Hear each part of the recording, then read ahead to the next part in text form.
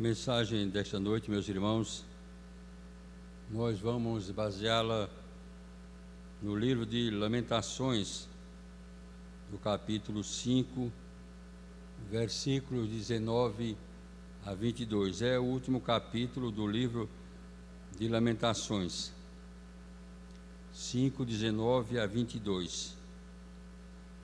Tu, Senhor, reinas eternamente. O teu trono subsiste de geração em geração. Por que te esquecerias de nós para sempre? Por que nos desampararias por tanto tempo? Converte-nos a ti, Senhor, e seremos convertidos. Renova os nossos dias como dantes. Por que nos rejeitarias totalmente? Por que te enfurecerias sobremaneira contra nós outros? Bondoso Deus, querido Pai, dá-nos a Tua palavra nesta hora, e aonde quer que ela chegue, nos corações mais necessitados e mais aflitos, que ela possa produzir frutos. Estamos vivendo, Senhor, momentos difíceis da história, muito especialmente da história da nossa pátria brasileira. Queremos Te ouvir, Senhor. Fala ao nosso coração, consola-nos, traz-nos paz, Senhor, alegria, e nos dá esperança, por amor do Senhor Jesus. Amém. Meus queridos irmãos, afirmei quinta-feira passada e continuo afirmando que alguma coisa muito séria, muito marcante está para acontecer em nossa pátria brasileira, em nosso país. O povo está com o pescoço na guilhotina. O carrasco está pronto para deferir o golpe fatal e a vida está por um fio. Na realidade, estamos vivendo quase no limite, no fio da navalha. Sabemos que todo poder emana do povo, e esse é o nome que ele é exercido.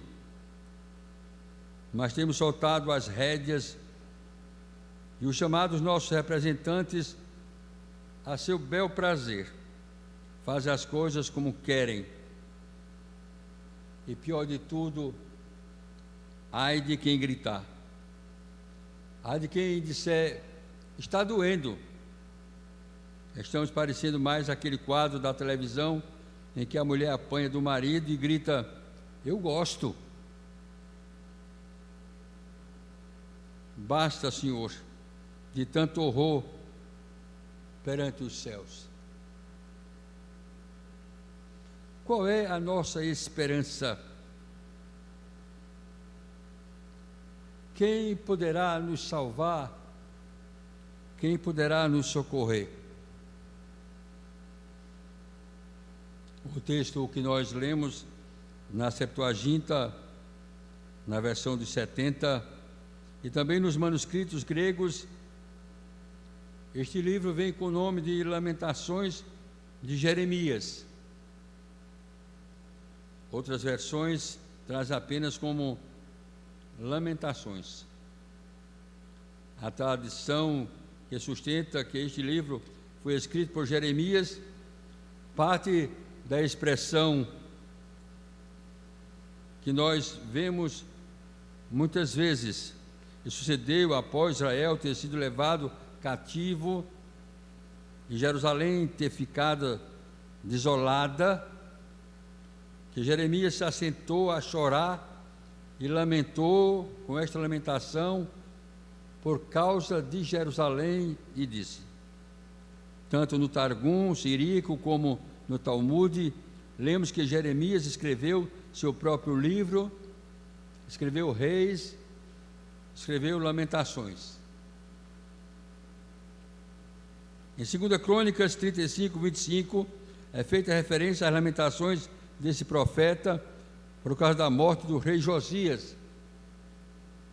E ali se acha escrito que tal lamentação foi registrada e ficou como estatuto em Israel.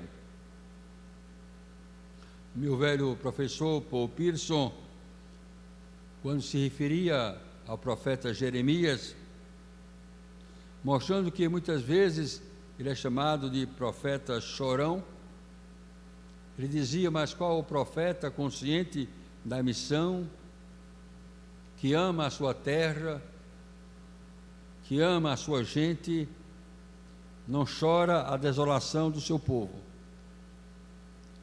não chora a escravidão da sua terra. A dramaticidade que motiva a lamentação do profeta está em todo o livro, mas principalmente no capítulo 3. Eu queria chamar a atenção dos irmãos justamente para algumas expressões marcantes dessa dramaticidade. Ele diz: eu sou o homem que viu a aflição pela vara do furor de Deus.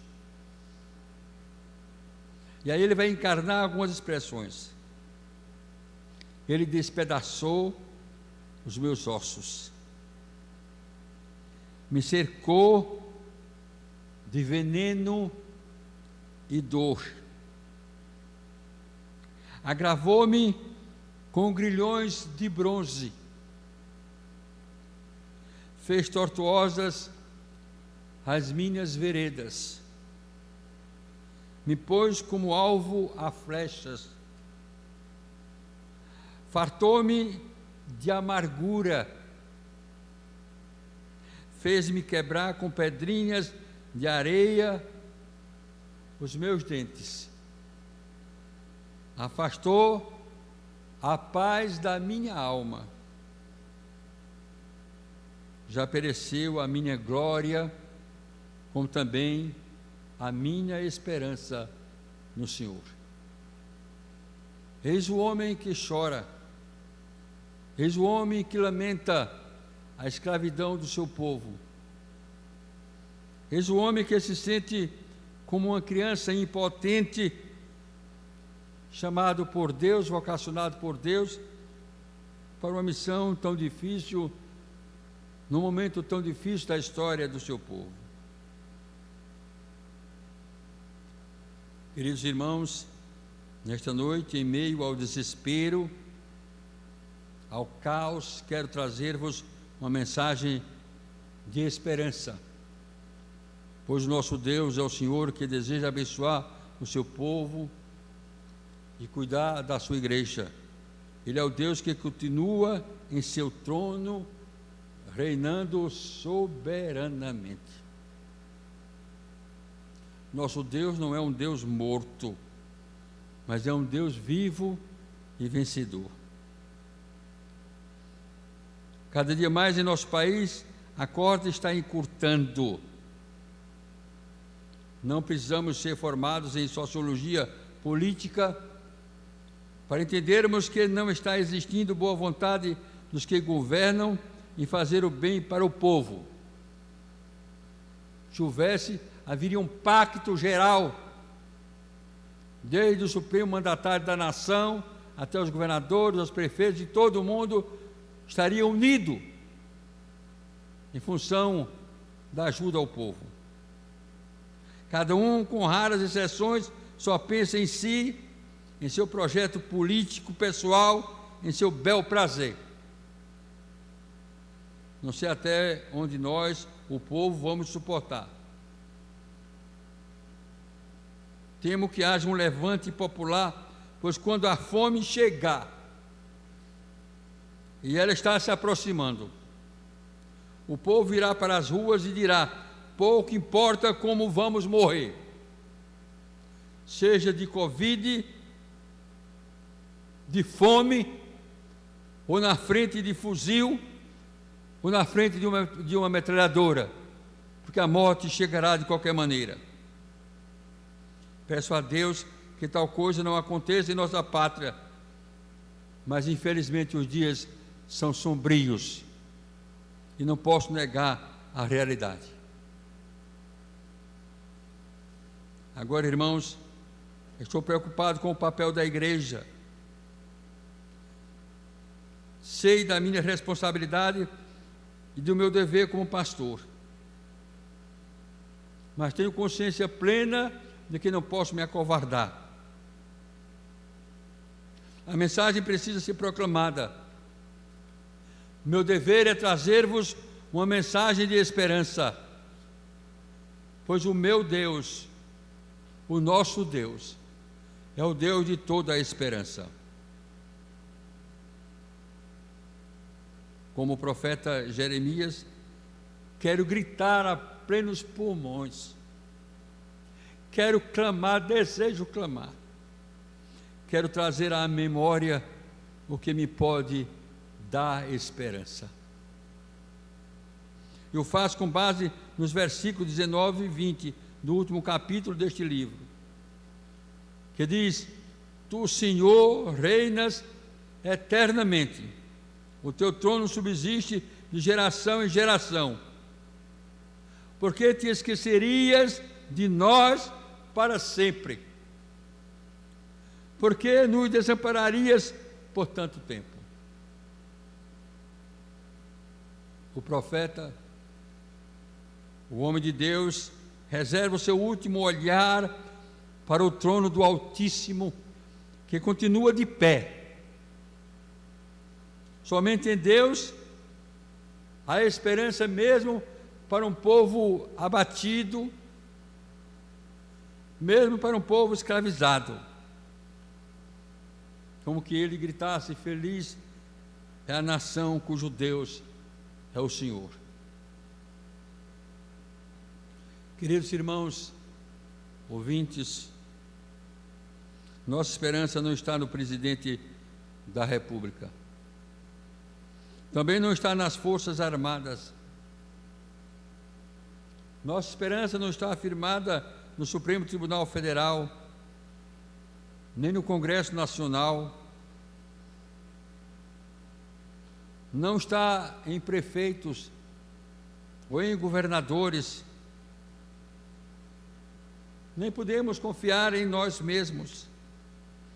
Aliás, em nosso país, a política e a justiça deixam muito a desejar, e poucos são aqueles que ainda acreditam um pouco na religião, como nós, principalmente em alguns, muitos religiosos. Nossa esperança está firmada no Deus que está no trono, que está reinando, porque Ele é o Senhor dos senhores, porque Ele é o Rei dos reis. Em meio ao grito de lamentação, há um clamor ao Deus que tudo pode, ao Deus de esperança, de graça e de salvação. Restaura, Senhor, a nossa sorte como as torrentes no Neguebe. Faz-nos florescer de novo. Faz jorrar água da terra seca. Dá-nos vida, deve ser a nossa oração. No teu santo trono dirige a nossa nação. Faz isto, ó Todo-Poderoso, porque tu, Senhor, reinas eternamente. O teu trono subsiste de geração em geração. Não gostaria de concluir este sermão pequeno, simples, concluir esta mensagem sem mencionar a letra do hino que estou fazendo se sou cristão, do reverendo professor João Dias de Araújo, em 1967, portanto, há 54 anos. Tão contextualizado ainda hoje. Diz o meu velho professor, saudoso professor, que estou fazendo. Se Cristo deu-me o seu perdão, há muitos pobres sem lar, sem pão, há muitas vidas sem salvação. Meu Cristo veio para nos remir o homem todo, sem dividir. Não só a alma do mal salvar, também o corpo ressuscitar. Há muita fome em meu país, há tanta gente que é infeliz, há criancinhas que vão morrer, há tantos velhos a padecer. Milhões não sabem como escrever. Milhões de olhos não sabem ler. Nas trevas vivem sem perceber que são escravos de outro ser. Aos poderosos eu vou pregar, aos homens ricos vou proclamar que a injustiça é contra Deus e a vil miséria insulta os céus. Queridos irmãos, mesmo a despeito de tudo isto, levantemos os nossos olhos e, como o profeta Isaías, diante da morte do rei Uzias, tenhamos a visão de que o Senhor Todo-Poderoso está no seu santo trono, reinando. Por isso, nada, absolutamente nada está perdido. E não está, porque Deus reina eternamente. O seu trono subsiste de geração em geração. Levantemos os nossos olhos, olhemos para cima, olhemos para o alto, olhemos para Deus. Exercitemos, pois, meus irmãos, a nossa fé.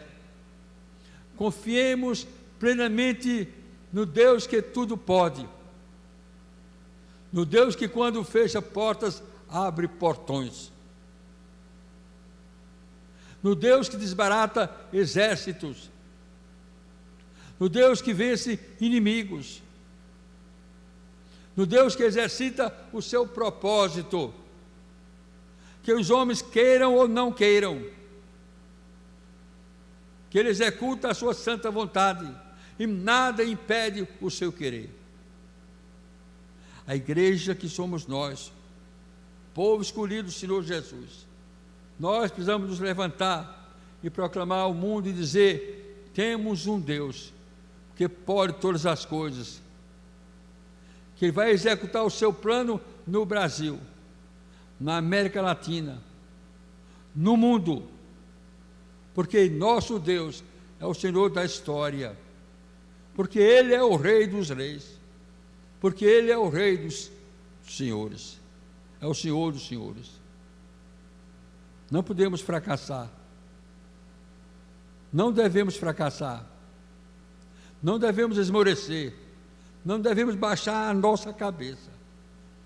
Muito ao contrário, exercitemos mais e mais a nossa oração a Deus.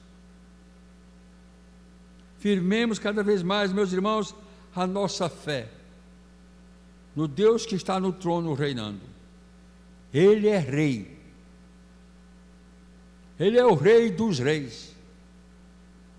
Ele precisa mandar e todo mundo precisa obedecer.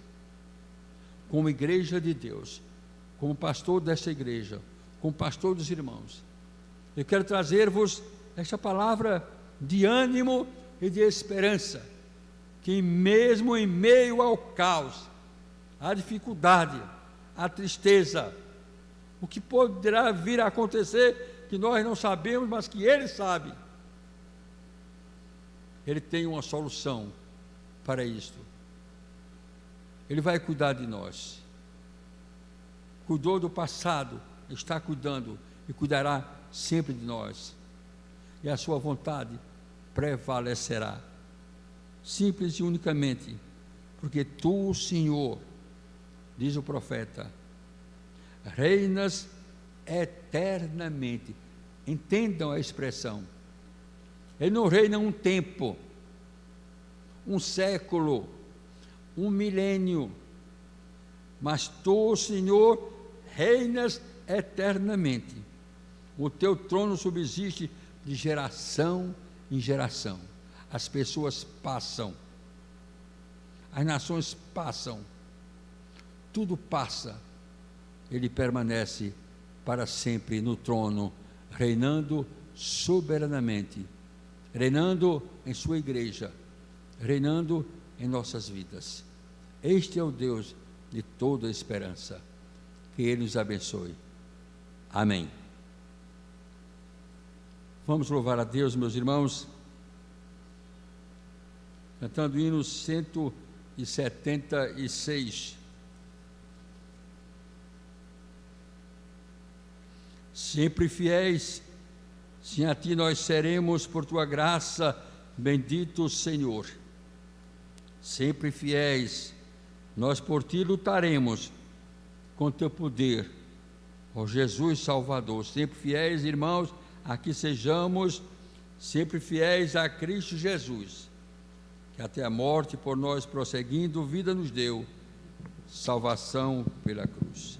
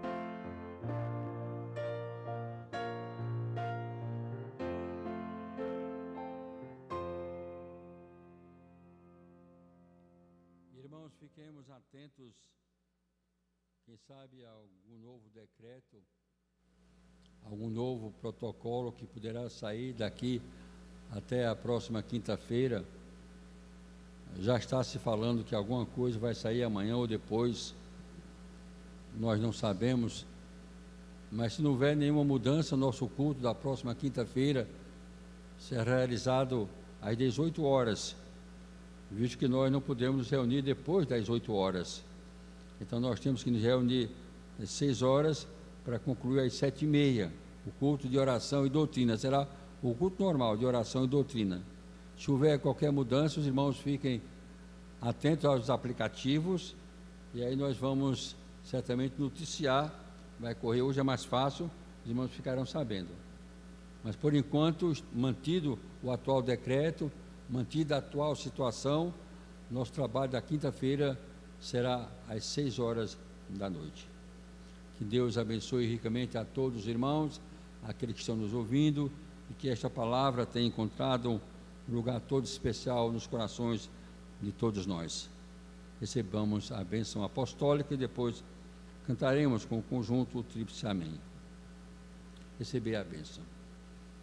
E que a graça do nosso Senhor e Salvador Jesus Cristo, o amor de Deus, nosso eterno e poderoso Pai, a comunhão, o poder e as consolações do Santo e Divino Espírito repousem sobre nós, irmãos amados, sobre todo o povo de Deus agora e para todos sempre.